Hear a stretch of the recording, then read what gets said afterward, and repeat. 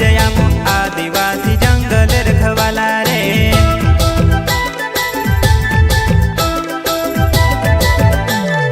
चल जंगल जमीन काज पूजे रे आदिवासी दुनिया ने रखवाला रे। बाप देव खतरी काज पूजे रे आदिवासी सबसे निराला